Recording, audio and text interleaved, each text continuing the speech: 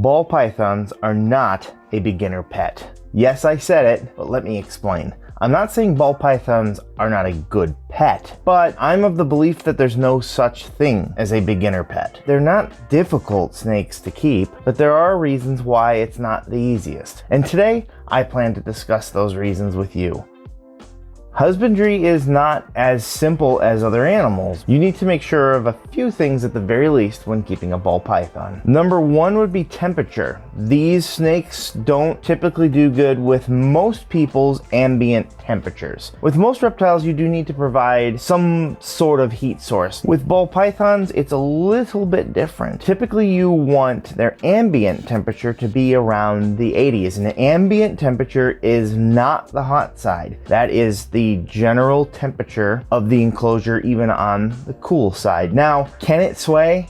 Yes, it can. It can actually even be in the 70s on the cool side typically. And at night it can dip a little bit lower even. But their temperature requirements are a little bit higher. So you're going to need to prepare for that. On their warm side, they're going to need a bit of a hotter temperature. Usually 89 to 90 degrees. It can go up or down just a little bit as well, but you want to provide some sort of heat. You can do this. Typically the way I recommend is with a heat mat or a piece of heat tape. This gives the animal belly heat, which helps it digest. You can also do this with a light, but there's one other thing that you're going to need to provide as well, and that's hides. Ball pythons are known to be a timid creature, and they're going to need to hide, and that means you're going to have to provide a hide on both the cool and warm sides so that they can choose to hide. With an overhead light, in my opinion, it doesn't properly heat inside of it in most cases. Sometimes it can heat up in there, and in a way it might even become too hot. But whenever you are providing a heat source, you must provide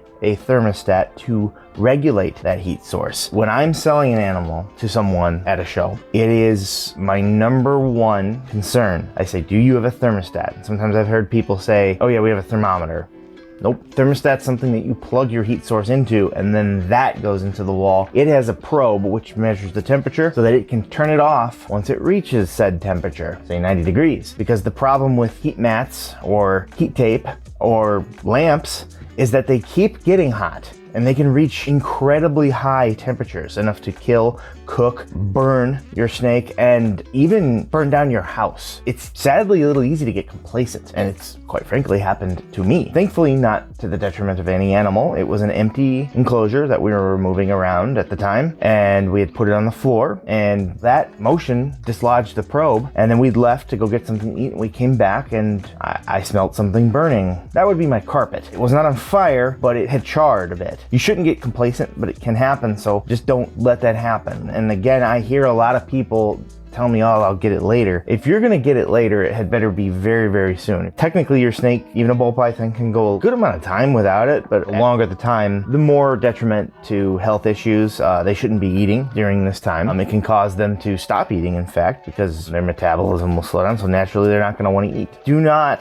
plug in your heat source, even for an hour, without the regulation that a thermostat provides. It will bring nothing but horrible results. The next thing to consider would be humidity, which is not a lot. It's not a tropical rainforest snake, but it does come from something that is defined as a tropical environment, and it is not a wet environment most of the time, but it is a very humid environment. And in that, you want to provide something that's going to be able to hold that humidity, which is usually your substrate. If you use a tank, you're going to need to probably seal off the top of that tank a little bit more than would you have to if you used a tub, but it can still be done. You just want to make sure that it's not airing out too much. With that being said, you have to make sure that it's not too wet. That invites a lot of issues like molding and also respiratory infections. Using something like cocoa husk, you want to make sure that you just properly moisten it. It usually holds the moisture for a good amount of time, and you can get it wet every now and again. If you're measuring it around 60, maybe 70% humidity, humidity, maybe not even that much, but by just tossing a snake in and not providing proper humidity, you risk a lot of health issues as well. This can be particularly difficult if you keep them on something like paper. When I'm using paper, I'm moistening that paper daily because it just dries out. But some of the issues you could run into is stuck shed. And in and of itself, if you get stuck shed on a snake once or twice or just a little patch, it's no big deal. But sometimes it can add up, and if you're not paying attention to it, it can go through multiple sheds like this, and it basically just never gets the skin off, but it's almost just kind of cakes on it like a paper mache. This can happen with the eyes. They can get stuck eye caps, and even that can court and risk certain infections and diseases like respiratory infections and such like that. It's not just if it's too moist. So you have to find that sweet spot, which the way I'm talking makes it sound like it's very difficult. It really isn't. Just make sure that it's moist, but not sopping wet. So basically, their husbandry is certain temperature requirements and certain humidity requirements. Make sure you can provide this for them in whatever enclosure that you're going to give them. I'm more of the tub mindset. I am not subscribed to this tribal mentality that you have to do one or the other or you're abusing the animal. However you want to keep your animal, there are pros and cons to both. Just make sure that you're able to provide the husbandry requirement and you're good to go.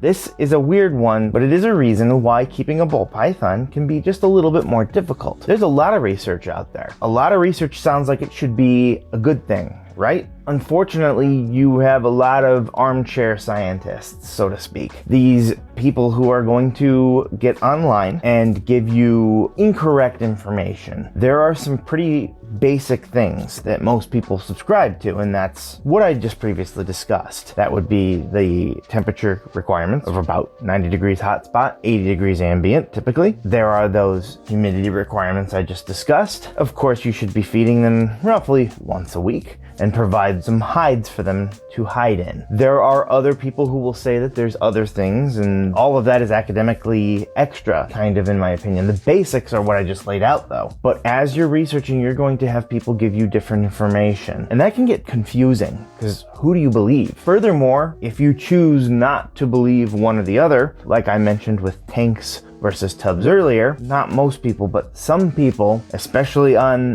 the internet, will tell you that you're a monster and an abuser. This is not true, obviously, but nobody likes hearing that. And somebody who's new, trying to get some advice from veteran keepers, say stumbles on to the website and says, hey, can you take a look at what I'm doing? And gets ripped apart, and now suddenly they don't have any confidence, they're worried, they don't know what to believe, and they could possibly end up making mistakes that cause the animal to stop eating, stress out, maybe even crash and die in some cases. So be careful with this. Research a lot, learn a lot, be open-minded, but just do what works. Once your animal starts eating, passing stools, and once you determine that the environment is not going to cause them to get any illnesses like respiratory infections, and you know that they are healthy, stick with it, because your animal's going to get used to that, and changing from what works for you can actually cause your animal to stress out. But when you do your research, just keep an open mind. Listen to community leaders, to people who have been doing this for a long time. There are plenty of people who keep in different ways, but have a formula that works. People like Canova, Mutation Creation. There's people who keep in tanks as well. And you can see really cool builds that they do as well. You can have a lot of fun with those, but their animal's health speaks for itself. So try to emulate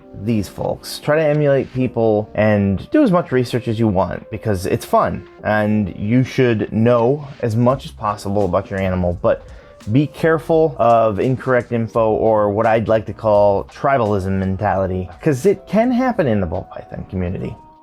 One more small one before I get to the final and probably most serious reason why ball pythons wouldn't be the easiest pet reptile or snake, and that would be the aspect of getting too many of them, or just a lot of them. Ball pythons are decently easy to care for, and one ball python is about as easy as two ball pythons to take care of. But as you start to add more, the time, the money, and the space begin to add up, and rodents now cost a good amount of money, which is why a lot of people will breed at least a small stock of rodents for themselves, yours truly included. So now I have rodents to take care of. I have to feed them. I have to clean them. And before you know it, this becomes a daily thing, because you should be checking on your snakes, make sure that they're okay, that they have what they need, that nothing's gone wrong. That doesn't mean that you're interacting with them and touching them every day, especially with ball pythons, but it starts to add up. Before work, I do all this. I check on everything. Thankfully, my brother's here to help a bit, and he does the rodents. I do the snakes now. Without him, I would be doing both, and I had at one point done both. The time consumption in the morning was 45 minutes to an hour, and that wasn't considering if every snake decided to take a crap overnight. And then feeding day takes on a whole new meaning. It's come home from work. Well, first, if I need more rodents, if I don't have enough for myself, I have to stop and get more rodents, and then I come home, and then it takes time for that, and that can take about an hour and a half. This is by no means just for ball pythons. That's why I say it's kind of a little bit of an extra topic before I get to our final one. This is just reptiles in general, especially snakes. As you get more, it can seem like it's fine, but there is a point that eventually you can start to feel a little overwhelmed because maybe it's just eating up a lot of your spare time. So don't get past the growth point where you are not comfortable. And the number one reason why ball pythons can be a little bit more difficult is because they're so damn picky. They aren't all like this, and in fact, most of the time, they're fine. But it can be really scary for a new pet owner to have a snake go off food for months. For most people, this is unthinkable. People who keep reptiles, they know the reasons why. Snakes and reptiles, they're cold-blooded. The difference between a warm-blooded creature like us mammals and a cold-blooded creature like most reptiles is that warm-blooded animals, we have to fuel our ability to heat our own bodies. That requires us to eat a lot. Snakes, on the other hand, do not. It's why we can wear coats and hoodies in the winter and keep a little warm. If you put a coat on a snake, however, it does nothing for them. They don't produce their own heat. They have to get it, which is why we have to provide them with heat sources to begin with. But it is perfectly normal for snakes to go off food for a while. Ball pythons, however, are much more known to be picky eaters. The only time that this is really a major concern is when they're hatchlings. But once you get them to adulthood, they can go a very long time with no worry of them not eating. But there are a lot of factors that lead to this. A lot of it would be related to their stress level, which is another important reason why they need their hides. They need to be able to break line of sight with you so that they can't see you, because seeing you could cause stress. If you stress them out, they can stop eating, and they're more inclined to be stressed out than some other reptiles. Another downside to this is a waste of food or an unwanted pet. If you use frozen thawed, you might thaw out your rat for your snake to eat. It was eating fine just last week, but unbeknownst to you, you ever so slightly moved their hide or added a new rock. The snake saw this and decided to say, "Oh, cool, thanks, you changed my enclosure. I've decided not to eat for 6 months now." And now you've wasted your time and money trying to feed this animal, and a rat has unnecessarily lost its life. I know it's not expensive and most people might not care, but it is still a life form, and that's important, I think, and all for nothing.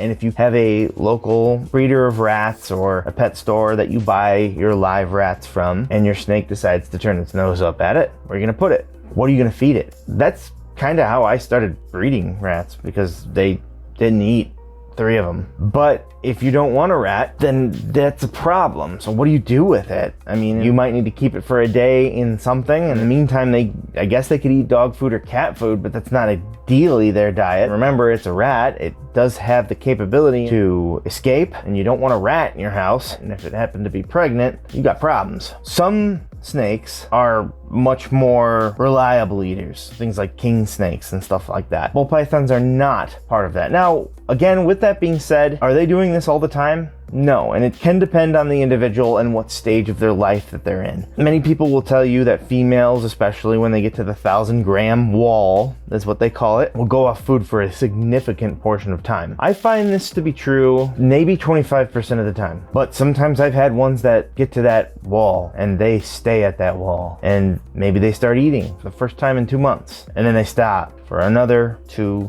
months. So from a breeder standpoint, that can get very, very frustrating, especially when you want a snake to get up to size so that it can start having babies of its own. And don't even get me started on the hatchlings, because sometimes you have to do things that can be difficult. Again, most of the time, they begin eating within a reasonable amount of time, usually 1 to 2 weeks after having their first shed, but not every time. And when you start approaching that 2-month mark, if not even sooner, honestly, you gotta step in. You have to do what we call an assist feed. If that doesn't work, then you're doing something called force feeding, which is something you should only do as an absolute last resort. And that is literally putting it in their mouth, shoving it down with something, and then running your thumb down on the bump to their stomach. And if you've got to do that, honestly, you're looking at a decent chance that your snake's gonna crash on you. But you do what you can to provide for the animal. So with all that out of the way, it sounds like I'm not pro keeping a ball python, but that's not the case. All I'm really making this video for is to not underestimate the ball python. Everyone says it is a beginner snake, and I hate that because I see people do things that are obvious that you shouldn't do, and it's not obvious to them. And that's where just proper education comes in. We're talking thermostats, temperatures, humidities. We're talking the basic tenets of keeping these animals. I see people neglect them. And all I'm asking is that you do your research and that you determine that you're able to keep